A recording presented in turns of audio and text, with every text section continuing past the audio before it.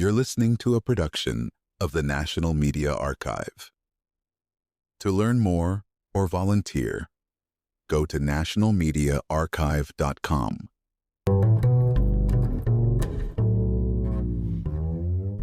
Welcome to today's episode, inspired 100% by your requests. Honestly, I kept seeing Radio Shack pop up in the comments and thought, really? That old electronics store? But the persistence got me curious, and what I found was pretty shocking. Let me set the scene. Radio Shack's decline is like a dazed boxer, absorbing blow after blow, but somehow still on their feet. It's honestly baffling they lasted as long as they did. Now, you might be thinking, what's so fascinating about a defunct retailer? Well, this isn't just a story about a store, it's about how tech, business, and culture collide. I'll break down the timeline, the fatal missteps, and the 3 biggest reasons Radio Shack faded away. So whether you're nostalgic or just curious, buckle up. First, let's go back to where it all began. How did a tiny 2-man shop in Boston become a nearly 100-year retail icon? Let's find out. Picture Boston, 1921. 2 brothers opened a store called Radio Shackies, originally 2 words catering to ham radio operators and electronics tinkerers. The early days were about serving a niche. Enthusiasts who needed resistors, capacitors, and vacuum tubes, think of these as the building blocks and plumbing of early electronics. Fast forward 40 years, and Radio Shack expanded into a household name. Large stores, recognizable branding, and a loyal customer base. But by the 1960s, trouble was brewing. Costs were outpacing sales. It's a classic business pitfall called margin compression when expenses eat up potential profits. That's when a new player entered the scene, setting the stage for Radio Shack's first big comeback. Ever heard of Charles Tandy? If not, you're about to. Charles Tandy, a leather goods magnate, saw potential where others saw failure. He snapped up Radio Shack in the early 60s and immediately started shaking things up. Tandy's approach? Downsize the stores literally. Smaller footprints, focused inventory. Imagine a chef slicing away unnecessary ingredients to highlight the main dish. He used a business principle called SKU rationalizationally, basically, selling only what moves, ditching the dead weight. And it worked. By streamlining, Radio Shack survived and thrived. The 70s brought a boom. CB radios caught on as a cultural fad, driving customers in droves. It's a lesson in business agility, but also a warning. When a company rides a wave, what happens when the tide goes out? Hold that thought. Let's leap ahead to the 1990s. Radio Shack pivoted from its roots, focusing less on parts and more on consumer electronic cell phones, stereos, and remote controls. This is what's called product diversification spreading risk by adding new lines. But here's the catch. Not every new product fits your brand or your audience. Radio Shack started to resemble a mini Best Buy, but without the scale or selection. Did they lose their identity in the process? Now, you might ask, wasn't cell phone sales a goldmine? It was at first, but as we'll see, the strategy had hidden landmines. So, Radio Shack was transforming. But was it transforming into something customers still wanted? Let's dig deeper.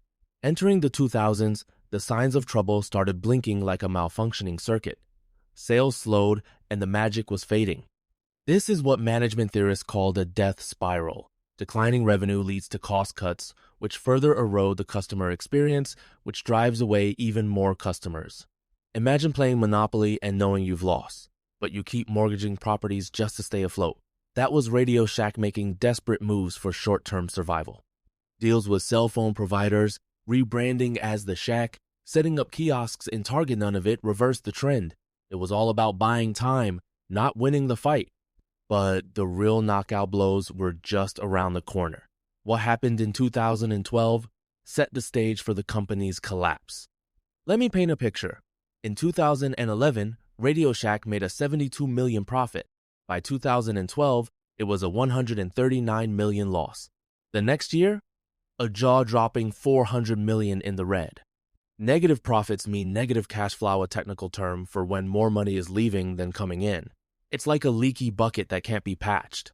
To stay afloat, Radio Shack took a $250 million loan from Salas Capital, but with a dangerous condition, they couldn't close more than 200 stores in a year without approval. Store rationalization, closing underperforming locations, is a classic retail survival tactic. But with their hands tied, Radio Shack couldn't cut losses fast enough. Now, you might be thinking, why agree to such terms? Well, when you're desperate, any lifeline looks good, but this one was more like an anchor. By 2015, it was game over. Radio Shack filed for bankruptcy, immediately shuttering 800 stores. Their stock price dropped below $1, and they were delisted from the New York Stock Exchange. Bankruptcy is a legal process that lets companies restructure or liquidate. Think of it as hitting the reset button, but with no guarantee you'll reboot. After bankruptcy, Standard General bought Radio Shack, but honestly, it was like buying a car with no engine. There was little left to salvage. And lawsuits started flying. Employees sued over lost retirement savings tied to worthless company stock. It was chaos, both inside and out. Yet, somehow, Radio Shack limped on a shadow of its former self, but the spiral wasn't over yet. Let's talk about the elephant in the room, the internet. If there was ever a technology tailor made for Radio Shack's business, it's e-commerce. Terms like online marketplace and inventory optimization are key. Amazon and eBay let you order any part, anytime. Need to hope your local store has it. But Radio Shack was late to the digital party. They only ramped up online sales a decade after competitors missing out on millions in potential revenue. Now you might ask, weren't they the perfect fit for online sales? Absolutely. Niche parts, small product shipping is easy, but they let the opportunity slip away. By the time they caught on, customers had already found better, faster, and cheaper options elsewhere. The web didn't just hurt Radio Shack, it left them in the dust. Ever gone to a Radio Shack website recently? The selection is, frankly, uninspiring. AM, FM headsets for $48, off-brand headphones for $140. It's out of touch with the market. This is a classic example of product market fit gone wrong when what you sell doesn't match what people actually want. Let me tell you a story. I once dropped by a Radio Shack expecting a mini Best Buy, only to find shelves of obscure electronic parts and a handful of fake display phones. Now, you might be thinking, but wasn't there a loyal DIY crowd? Sure, but not enough to sustain 7 stores. And hobbyists want selection, and low-priced things the internet does best. When your core products become commodities and your selection is limited, how do you compete? For Radio Shack, the answer was, you can't. Let's unpack their biggest gamble, cell phones. In the 1990s, selling contracts was a goldmine. Radio Shack went all in, shifting staff and resources to mobile sales. Here's the technical trap, vertical integration. When carriers like Verizon and AT&T opened their own stores, Radio Shack lost its edge and half its business model vanished overnight. Now, you might ask, why not pivot back? By then, they'd neglected their parts business and big box stores had taken the rest. It's a lesson in channel conflict. When your suppliers become your competitors, you're boxed in. Radio Shack was left selling batteries and overpriced Cagle, a business model that can't weather the digital storm. Their fate was sealed. Today, only a handful of Radio Shack stores remain. Most of us will never walk through those doors again, but there's a bigger story here. What killed Radio Shack? A toxic mix of missed digital transformation, poor product strategy, and channel disruption, each a textbook business pitfall. Now you might be reflecting, could any company survive all that? Maybe, but it would have taken bold leadership, clear vision, and a willingness to reinvent everything. Let me leave you with this. Radio Shack's story isn't just about nostalgia. It's a warning and a lesson for every business facing rapid change.